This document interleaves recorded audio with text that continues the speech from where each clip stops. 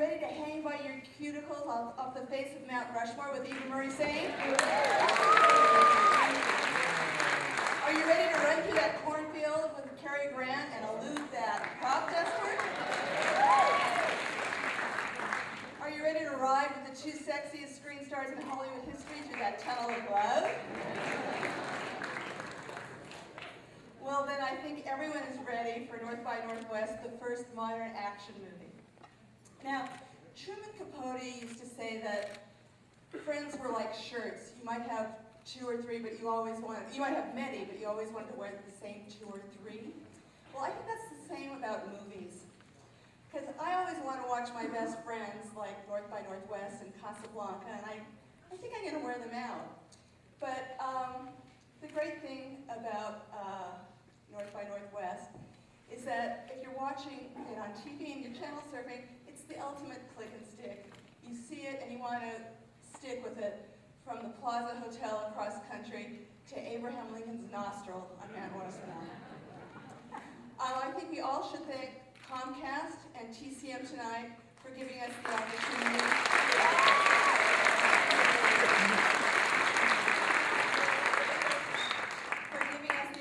To watch an archival print of this movie the way it was meant to be seen on the big screen.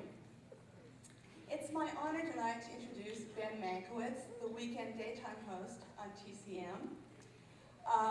Ben is the heir to two dynasties, one from Hollywood, one from Washington. He's a legendary multitasker, someone who once tweeted that he was watching a NCAA basketball game while listening to Roger Ebert's DVD commentary of Citizen Kane. Now, by the way, Citizen Kane was written by his grandfather, Herman Mankiewicz. Ladies and gentlemen, I give you Ben Mankiewicz.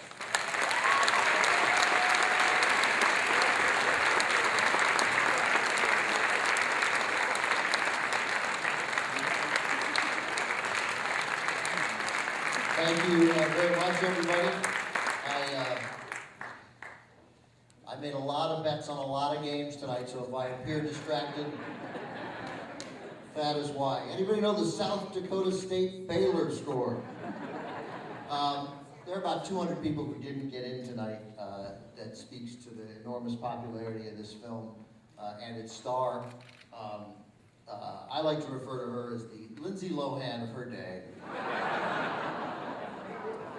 Just in the tabloids all the time, dating different guys, just a reckless, wild youth, scandal after scandal, except she's been married to the same man for 61 years. And her husband, director Jeffrey Hayden, is here, and he is a terrific director, and they are a couple that the rest of Hollywood needs to sit up and pay attention to. Ladies and gentlemen, Eva Marie sing.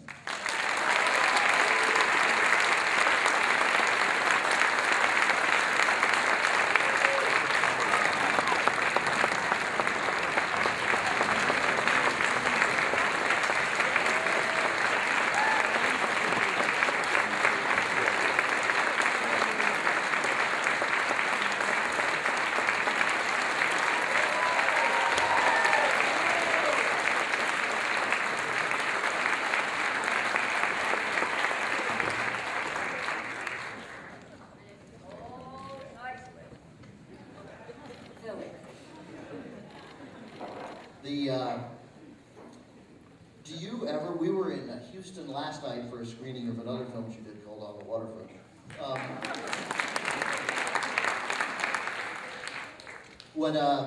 Whatever, it was her first movie. She won an Oscar, no big deal. It happens all the time. Do you ever, how amazed are you, because I'm amazed at the passion that people still feel 50, 60 years after these films were made, for them and for you? It's beautiful. And I thank each and every one of you coming tonight. It's a good feeling. You go from job to job and have a wonderful time. And you don't always think of the audience, but when it's shown and there's the audience and response to it. I've loved being an actress. I want to continue being an actress. There's nothing I ever wanted to do, except in the early days I wanted to be a third grade teacher. Now why did that get a laugh? But then I changed my major. I love those little 8-year-olds. My mother was a teacher. But I'm glad I made the decision. I've made some wonderful friends. And does that answer your question? Yes, that answered my question. Thanks for coming, everybody. In 1954, you make On the Waterfront with Elia Kazan, and you've done a lot of television work at that point and theater. But it's your first movie. Now we move here 8 years later, correct? Yeah, 6 years later. I can't do math right now. But by now, you've won an Oscar, you've made films. Where are you in your career at this point? And how was it different for you being sort of a veteran, an established star that a great director like Alfred Hitchcock wanted in this role? That's as opposed the longest question. I'm not even done. I don't remember what the question is. You're a veteran at the time you make North by Northwest, unlike On the Waterfront. How is it different for you? Attacking the film, sort of your confidence level? Oh, my confidence level. I knew I'd get to a question. Well, it was,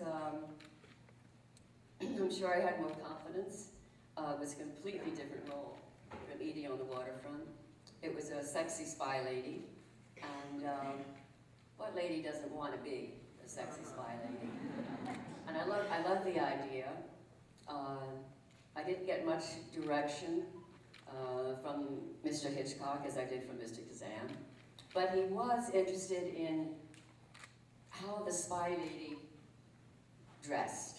Now that might sound strange, but it helped me develop that character of the spy lady. He cared about the hair, the makeup, the earrings, the shoes, certainly the dresses.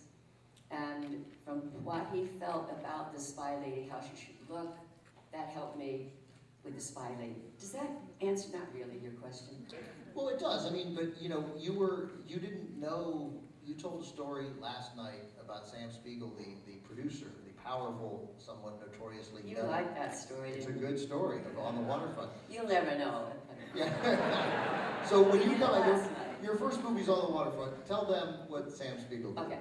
Sam Spiegel was the producer, and when Kazan wasn't around, and I wasn't sure what a producer did because it was my first film, but Sam Spiegel would come up to me and he would bring over the makeup man and ask for the lipstick and a brush, and he would come over to me and he'd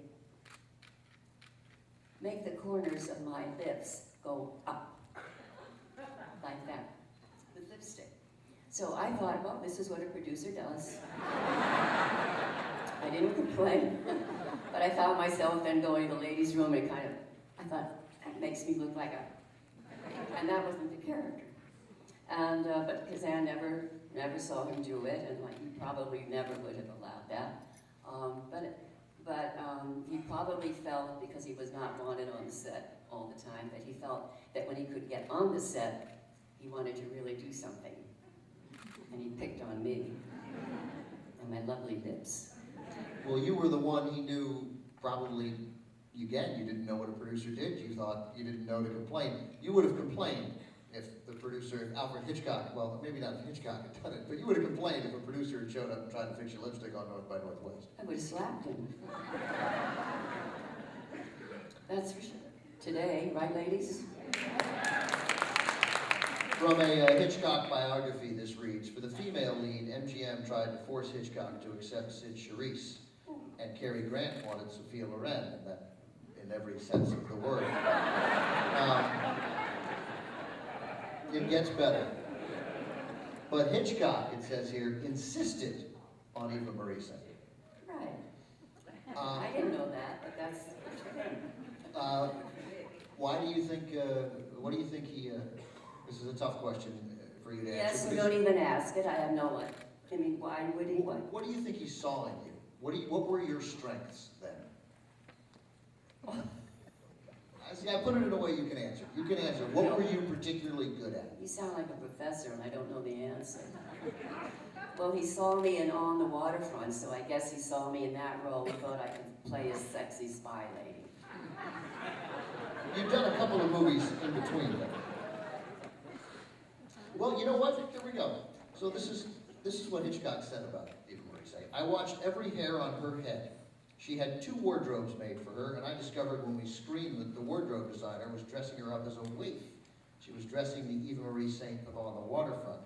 I went along to Bergdorf Goodman's myself, sat with her as the mannequins paraded by. I chose the dress for her. I suggested she be dressed in a basic black suit, a heavy black silk cocktail dress. She blossomed out for me. I took a lot of trouble with Eva Marie Saint, grooming her and making her appear sleek and sophisticated. Then he says this, next thing, she's in a picture called Exodus looking dissipated. You know, I think I could do this evening alone without...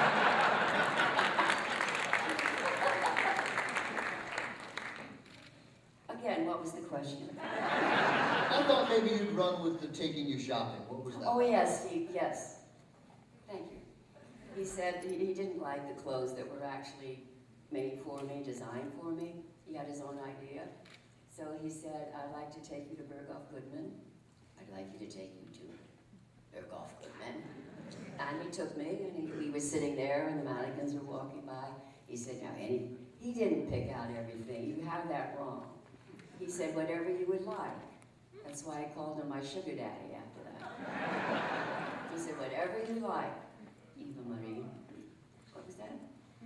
Oh, whatever you like, just tell me. So I love the black dress with the red embossed roses. And I said, I like that. He said, wrap it up for Miss Saint. Now that's the truth. Sort of.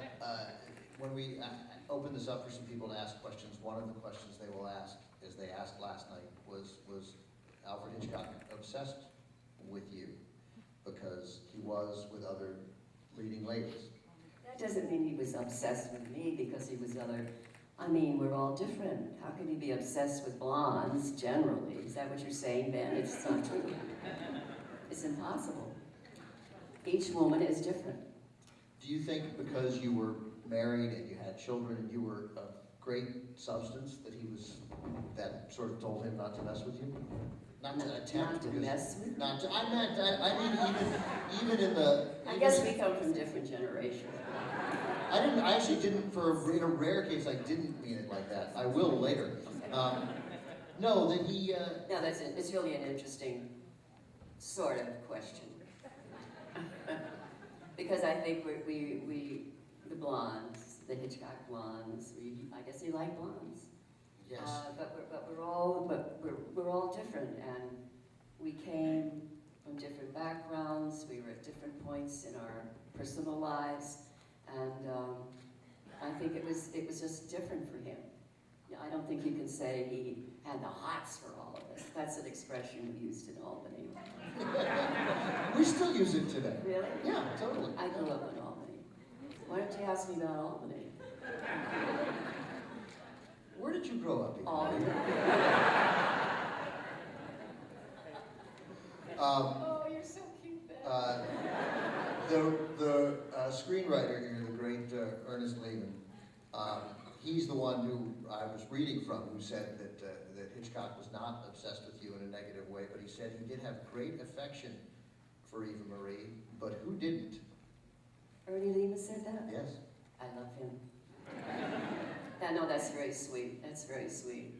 I was impressed with Hitch, the way he directed, but also, you know what, I was really impressed, and you can tell how young I was, and it was in 1836 or so. I was impressed that he had his bacon imported from Denmark. He brought in his own bacon? No, he imported it.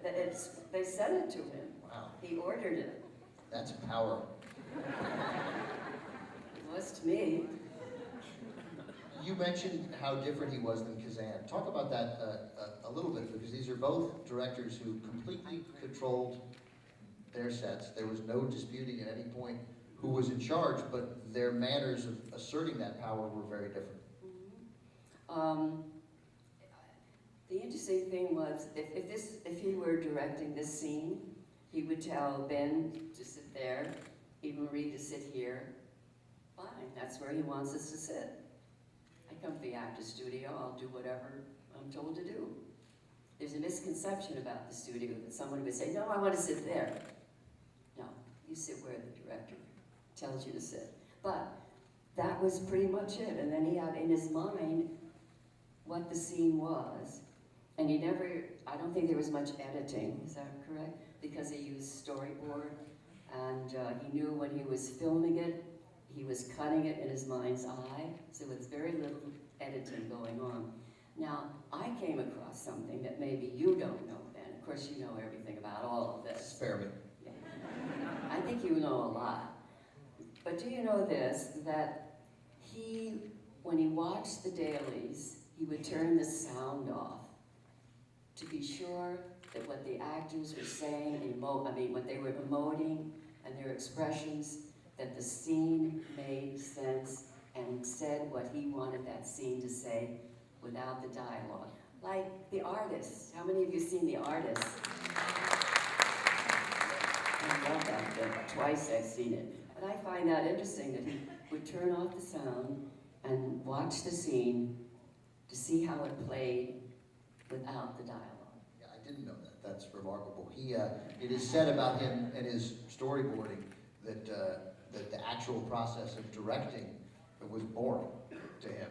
That his excitement for him was in the planning and the careful, minute planning that enabled him to say, okay, now I got the script I like. If the shot is set, go do it. This part doesn't interest me that much. Maybe that's why he didn't direct that much on the set. Right. And he really didn't. You know, we were left. He felt that when you were on one of his sets, well, I was only on one set, but that you would yes, you would actors to play that role. No one else was suggested.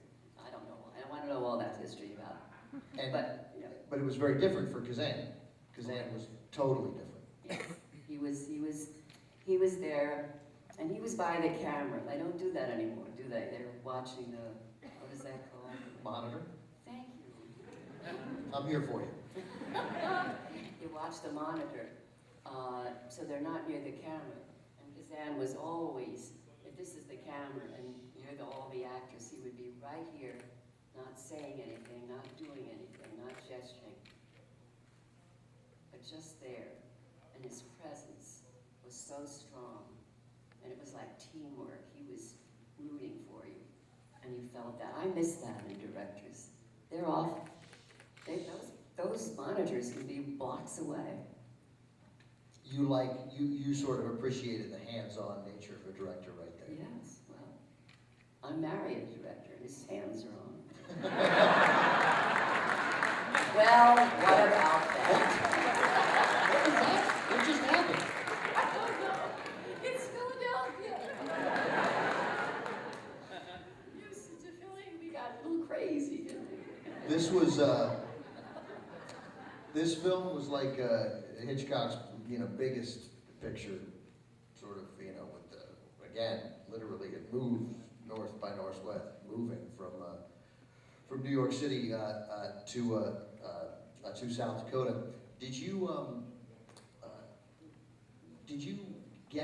think you were just in a regular Hitchcock picture? Did it strike you during it that you were in sort of what many have called sort of what Truffaut even called sort of his definitive American picture, that this was a... You never, and people ask that about Waterfront, that this is your job, this is an exciting job, this is what you want to do. You're working with an incredible script, or Sleeman's script, a director, the other actors, and you do the best you can. You're never thinking beyond that day's work, ever. Even when you're with someone of Hitchcock's Ever. magnitude. No, Ben, no. What about, but, so, do you remember the first time you saw it? Oh, yes. When you're not in a scene, you don't know what that scene will be until you see it on the screen. And I went to the opening with my husband, And at the very end, you'll see the train go through a tunnel. What was that? Do you want to tell anybody? Are you sure you weren't a third grade teacher? Are you sure you weren't a third grade teacher? So I said to my husband, the train going through the tunnel. Shh.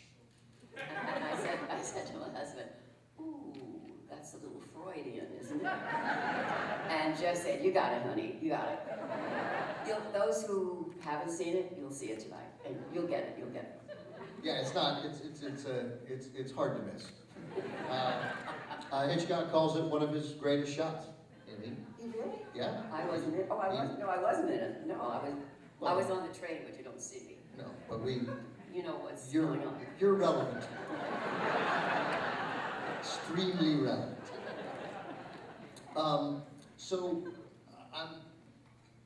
You had obviously you'd worked with Brando and On the Waterfront. Again, this is a comparative question, and those are a little lame in their nature. But Brando's from the Actors Studio. Cary Grant not at all from the Actors Studio. Didn't matter. He was still wonderful, of course. Yeah, no, of Not course. still wonderful. He was wonderful. Not everyone has to go to the Actors Studio. And On the Waterfront, most of us were from the Actors Studio, including the director. But I don't think Cary Grant, I don't think he ever studied, did he? He was from the circus. Yeah, he'd been a performer before he was an actor. And in his early movies, you see all the things he could do physically, and that came from the circus. He'd be in the Circus du Soleil now, wouldn't he? Yeah, well, I think he'd be a huge movie star, is what he'd be if he were around right now. He'd still be a huge movie star. He would have been a huge star. But he might have become bored and gone back to the circus. Yeah. I don't know. I think there's a little more money in film than the circus. But I don't know. You know what? I don't know. You know, I always wanted to join the circus. Is that right?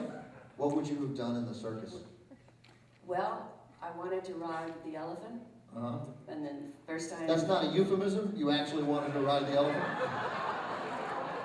Yes, man, I wanted to ride the elephant. And then when I finally got called to be a guest, it's Philadelphia, to be a guest and ride the elephant, guess what? I didn't do it. You know why? I was pregnant. And I didn't know it then. So I'll never ride that elephant. Speaking of being pregnant, I want you to talk a little bit more about Cary Grant. But speaking of being pregnant, not related to Cary Grant. Your first movie, On the Waterfront, you win the Oscar for Best Supporting Actress because, you know, whatever, it's so easy. What was that? Do you have an Oscar? I do. What was that night like? We were in New York. In those days, you had the people in New York who made the movies and the people in Hollywood, and there was jealousy between the two, and you would go back and forth. It wasn't the way it is now, and people didn't make long acceptance speeches thanking everybody. You just went up and you said, thank you, and you walked back. So, but that was an exciting evening because none of us thought that Waterfront, black and white, New York, maybe a little downer, might not win anything. And then people started winning. Boris Kaufman, the cinematographer, they called his name, somebody else. And I was sitting next to Jeff, and he said, honey, if they call your name, don't rush up on that stage. And they called my name, and I started to. I mean, who listens to their husband all the time? But I started, and I couldn't because his hand was on my thigh, and he said, count to 10. So I have someone took a film of me, and I'm going, smiling, 1, 2, 3. And then I rushed up, because 2 days later I had the baby, so he didn't want me to lose the baby. I didn't either, but it was a pretty heady time. Oscar and a baby. Yeah, 5 of the actors in On the Waterfront nominated for Oscars. Yeah, and no one expected it then. Yeah, and there wasn't any publicity. It wasn't the way it is now with all the ads, and we're saturated with all of that. And the poor actors have to go to this luncheon and that screening and this interview. My God, they're exhausted, I'm sure. Yeah, I mean, I enjoyed the artist very much. As soon as I saw it, I was sort of told, oh, this is going to win the Oscar. This is an Oscar-winning film, and I'm getting emails about how it's supposed to win the Oscar. That kind of thing never won. But I could have told you, I knew it was going to ask. Wait, I voted for it. Did you vote for it? I'm not supposed to say that to an Academy member, but these people will never tell you. No, They're doing it right now. Who else did you vote for? As long as you're opening up. No, never mind. Um, I'll Google you. So, Cary, how was it intimidating at all to work with Cary Grant in any way? No, I'm intimidated by wonderful artists. I'm intimidated by musicians, by writers. I'm never intimidated by an actor. Why do you think that is? Well, because I'm an actor, and we're just people, and we have a profession, and hopefully an art profession. But I wasn't intimidated by Marlon because we same actor studio. But no, he's an actor, and he's a fellow actor, and he was a nice fellow and a handsome fellow, and an adorable fellow and a sexy fellow. All of those fellows. There's a funny story about. How come I can't have notes? Say what? How come I can't have notes? Because I don't want you to. You're sitting there. Because I want to keep you. I want to keep you off guard. Hitchcock had just done Vertigo with Jimmy Stewart, and Jimmy Stewart was pleading with Hitchcock to get the role in North by Northwest.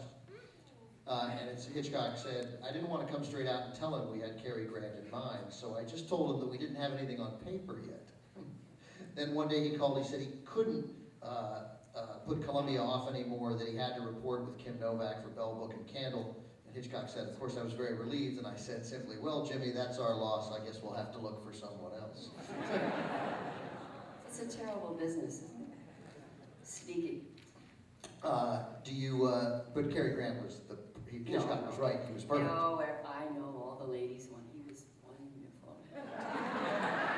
And he was so kind because he had a tan, whatever, grease, and I'm fair. And in his contract, he had the amount of the light, how much light could be on him. He didn't want too much light, but he needed a lot of light because of his dark skin. Well, he had the dark skin and the light bleeding lady. And one day he saw me squinting, I have blue eyes, and he saw me squinting. Rather than say, Eva Reese squinting, he said, you know guys, that light on me is a little bright. It's a little bright. And I'll never forget that, because he could have said something else. He was very kind that way. And the actor when he was that star, he had the privilege of looking at all the photos that are taken on the set. And if there's something they don't like, he or she doesn't like, you just scratch it out like this so it will never be printed. And so he went over the photos of Cary and myself. And the photos that were not good of me, he would scratch out, even if they were great of him. Really? Yeah, he had that in his contract. Now I have it in my contract. But I didn't have it then, and I remembered that. Well, let me ask you about the contracts for a little bit, because it's striking about how the differences between male actors and women were in that day. Cary Grant's contract for North by Northwest calls for $450,000 up front. This is, again, I don't want to hear this. 1959. And then it gets worse. And then $5,000 a week every week after 7 weeks. The 7 weeks, they hadn't shot a second of film after 7 weeks had gone by. I hated Cary Grant. I don't think that's fair. Now, but... Because I was a woman. Well, but, you know, it's interesting because why, I mean, do you remember what your salary was on North by Northwest? No, and I don't want to talk about it. I paid them. But I mean, how many Oscars did Cary Grant have? Well, there you are. Yeah, was that a thing? It's 1959. Was that just, you just accepted that that's the way it is, that Cary Grant, being Cary Grant, got this enormous salary, and I'm sure you were well compensated, but I'm guessing you didn't get $500,000 to do the picture. No, I don't be that sure. Was there a sense among actresses then at all? I think so, that yes, I'm sure the older older, leading man. Yes, I think so. But I love doing it. I wasn't thinking about all that money. I had a working husband, and you don't have to have all the money in the world. No, of course not. But so it was not a thing that the actresses... Did I resent it or no? Not at all. I do now. No. Oh, you're seething with resentment now. People can. I think we can all see it. I asked you this last night, so now you've had 24 hours to think about it.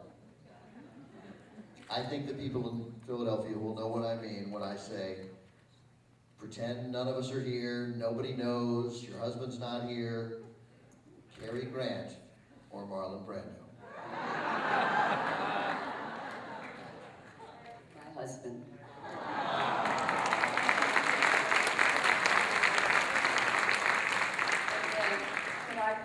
I've never done this. I would like my archivist of many, many years. His name is Richard Weigel from New York City, and he's been my archivist. He knows more about me than you do. You do. Could Richard stand up? Richard.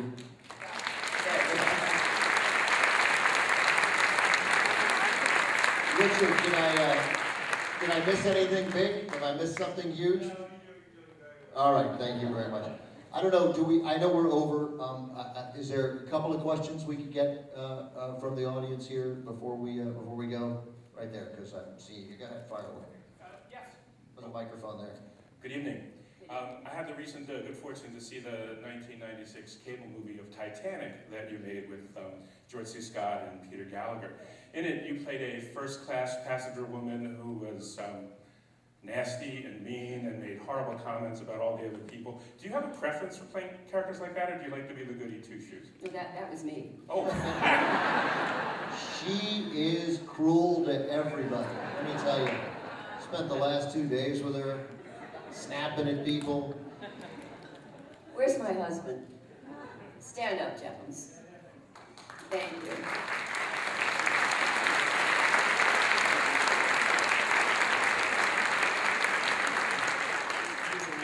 Wonderful director.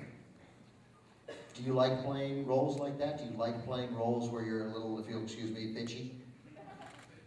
What did you say? Nothing. I said, do you like playing roles where you're cruel? Yes, as a matter of fact, I did something called, what was it? See, he's my archivist. I love that, Richard. I never would, and I got an Emmy. I got an Emmy for it. But that lady was really, what did you call me? Who did he call me? I didn't say anything. Who said the word? Well, you know what I mean. It might have been me. But very spoiled, had a son with AIDS, didn't acknowledge that, didn't acknowledge the son, had very few friends. The last shot of her is with her dog.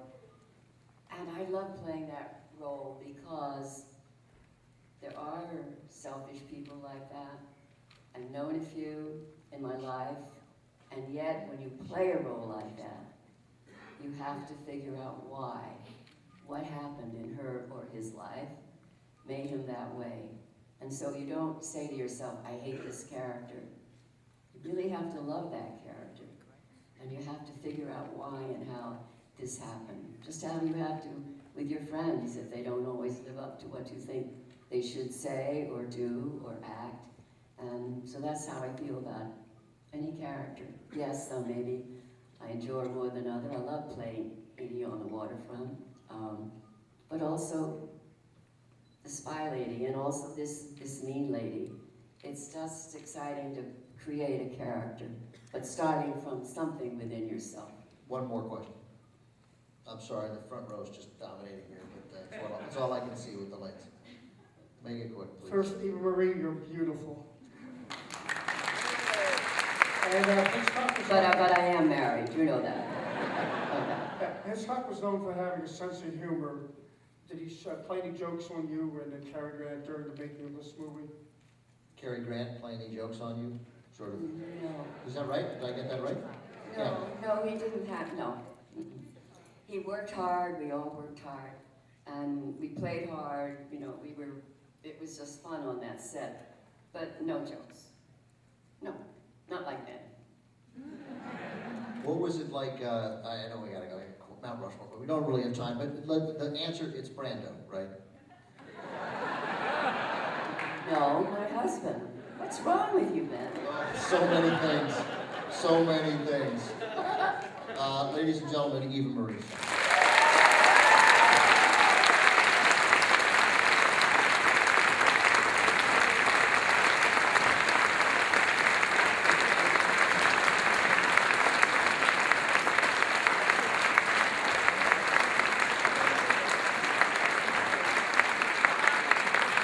Yes, for 1959, North by Northwest, Cary Grant, Eva Marie sang, the great Martin Landau. Enjoy, everybody.